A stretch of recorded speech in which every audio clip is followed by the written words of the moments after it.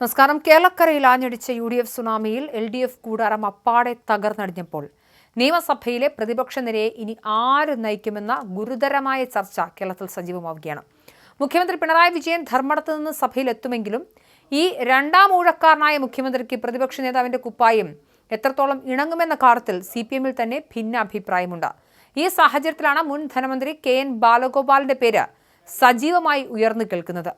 മന്ത്രിസഭയിലെ 13 പ്രമുഖർ വൻ തരംഗത്തിൽ വീണപ്പോൾ കൊട്ടാരക്കരയിലെ കടുത്ത പോരാട്ടത്തിൽ വിജയക്കൊടി പാറിക്കാൻ ബാലഗോപാലിന് സാധിച്ചു എന്നത് അദ്ദേഹത്തിന്റെ വ്യക്തിപരമായ കരുത്തായി പാർട്ടി കാണുന്നുണ്ട്. CPM കേന്ദ്ര കമ്മിറ്റി അംഗമെന്ന നിലയിലുള്ള രാഷ്ട്രീയ പാരമ്പര്യവും സഭയിലെ സാമ്പത്തിക ഭരണവിഷയങ്ങൾ കൈകാര്യം ചെയ്യാനുള്ള മികവും ബാലഗോപാലിന് മുൻതൂക്കം നൽകുന്നതാണ്. രാജ്യസഭാ അംഗമായും ബാലഗോപാൽ തിളങ്ങിയിട്ടുണ്ട്.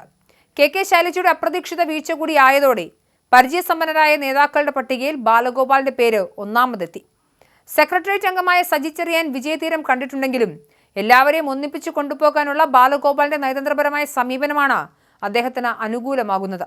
പിണറായി വിജയന്റെ ശൈലിയോട് പലപ്പോഴും മൃദുവായ വിയോജിപ്പുകൾ പ്രകടിപ്പിച്ചും സ്വന്തം മണ്ഡലത്തിൽ അടിത്തറ നിലനിർത്തിയും വിജയിച്ച ബാലഗോപാലിനെ മുൻനിർത്തി മുന്നോട്ടു പോകാനാണ് ഒരു വിഭാഗം നേതാക്കളുടെ നീക്കം.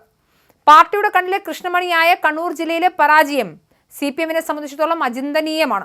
പ്രത്യേകിച്ച് പയ്യന്നൂരിലും തളിപ്പറമ്പിലും ഏറ്റ പ്രഹരം നേതൃത്വത്തെ ആകെ ഞെട്ടിച്ചിരിക്കുകയാണ്. പയ്യന്നൂരിൽ പാർട്ടി നടപടി നേരിട്ട V കുഞ്ഞികൃഷ്ണൻ സ്വതന്ത്രനായി വന്ന് ചുവപ്പുകോട്ട പിടിച്ചെടുത്തത് CPM-ന്റെ സംഘടനാ ചരിത്രത്തിലെ തന്നെ കറുത്ത പാടായി മാറിക്കഴിഞ്ഞു. തളിപ്പറമ്പിലെ പതനവും ഭരണവിരുദ്ധ വികാരം എത്രത്തോളം ആഴത്തിലുള്ളതാണെന്നും അടിവരയിടുന്നു. TK ഗോവിന്ദൻ എല്ലാ അർത്ഥത്തിലും വിസ്മയമായി. ഈ തോൽവി കേവലം ഒരു തെരഞ്ഞെടുപ്പ് പരാജയമായി കാണാൻ CPM കേന്ദ്ര നേതൃത്വം തയ്യാറല്ല. പാർട്ടിയുടെ താഴെത്തട്ടിൽ അണികൾക്കിടയിൽ രൂപപ്പെട്ട കടുത്ത അമർഷവും ഏകപക്ഷീയമായ തീരുമാനങ്ങളോടുള്ള പ്രതിഷേധവുമാണ് ഈ ഫലത്തിന് പിന്നിലെന്ന വിലയിരുത്തൽ ശക്തമാണ്. ഒരു കാലത്ത് ഉറച്ചുനിന്ന വോട്ട് ബാങ്കുകളിൽ ഇത്തവണ വൻതോതിൽ വിള്ളലുണ്ടായത് പാർട്ടിയുടെ ഭാവിയെ സംബന്ധിച്ച് വലിയ ആശങ്കയാണ് ഉണ്ടാക്കുന്നത്. കേരളത്തിലെ പാർട്ടിയെ അടിമുടി മാറ്റാനുള്ള ശുദ്ധീകരണ പ്രക്രിയയ്ക്ക് കേന്ദ്ര നേതൃത്വം ഉടൻ പച്ചക്കൊടി കാട്ടും. MA ബേബിയുടെ നേതൃത്വത്തിൽ കേരളത്തിലെ പാർട്ടിക്കുള്ളിൽ ഇടപെടലുകൾ നടത്താനാണ് ആലോചന. പിണറായി വിജയന്റെ നേതൃത്വത്തിലുള്ള ശൈലിയെ പരസ്യമായി ചോദ്യം ചെയ്യാൻ പലരും മടിച്ചുവെന്ന കാലം അവസാനിച്ചുവെന്ന സൂചനകളാണ് ഇപ്പോൾ പുറത്തുവരുന്നത്. ഭരണസിരാ കേന്ദ്രത്തിൽ നിന്നും ലഭിച്ച തിരിച്ചടിക്ക് പിന്നിൽ മുഖ്യമന്ത്രിയുടെ ഓഫീസുമായി ബന്ധപ്പെട്ട വിവാദങ്ങളും ക്ഷേമ പെൻഷൻ മുടങ്ങിയതും വലിയ കാരണങ്ങളായി നിരീക്ഷകർ കാണുന്നുണ്ട്.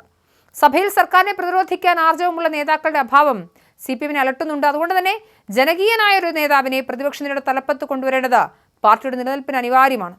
CPI ഉൾപ്പെടെയുള്ള ഘടകകക്ഷികളും കനത്ത തോൽവിയിലാണ്. 3 മന്ത്രിമാർ ജയിച്ചെങ്കിലും CPIക്ക് പഴയ പ്രതാപം വീണ്ടെടുക്കാൻ കഴിഞ്ഞില്ല. ഇത്തരമൊരു സാഹചര്യത്തിൽ LDF-നെ മുഴുവനായി നയിക്കാൻ ബാലഗോപാലിനെ പോലെ സർവ്വസമ്മതനായ ഒരു നേതാവ് വരണമെന്ന ആവശ്യം ഘടകകക്ഷികൾക്കിടയിലും ഉയരാൻ സാധ്യതയുണ്ട്. അഹങ്കാരത്തിനും ധാർഷ്ട്യത്തിനും ജനങ്ങൾ നൽകിയ മറുപടിയാണെന്ന് പ്രതിപക്ഷം ആക്ഷേപിക്കുമ്പോൾ അണികളുടെ വിശ്വാസം തിരിച്ചുപിടിക്കാനുള്ള വലിയ ഉത്തരവാദിത്തം ഇനി വരാനിരിക്കുന്ന പുതിയ നേതൃത്വത്തിന് തന്നെയാണ്. എന്തായാലും പിണറായി വിജയൻ സർക്കാർ അടിതെറ്റി താഴെ വീണിരിക്കുന്നു. മന്ത്രിമാരുടെ വലിയൊരു നിരയും പരാജയപ്പെട്ടിരിക്കുന്നു. നിയുക്ത MLA-മാരൊക്കെ പരാജയപ്പെട്ടിരുന്നു. എന്തായാലും വലിയ രീതിയിലുള്ള തിരിച്ചടി അത് CPM-നും CPI-ക്കും LDF മുന്നണിക്കും ആകമാനം ഉണ്ടായിരിക്കുന്നു. വലിയ നാണക്കേടായി മാറിയിരിക്കുന്നു. ഞങ്ങളല്ലാതെ മറ്റാരുണ്ട് എന്ന ധാർഷ്ട്യ ചോദ്യത്തിന് കേരളം മറുപടി നൽകിയിരിക്കുകയാണ്.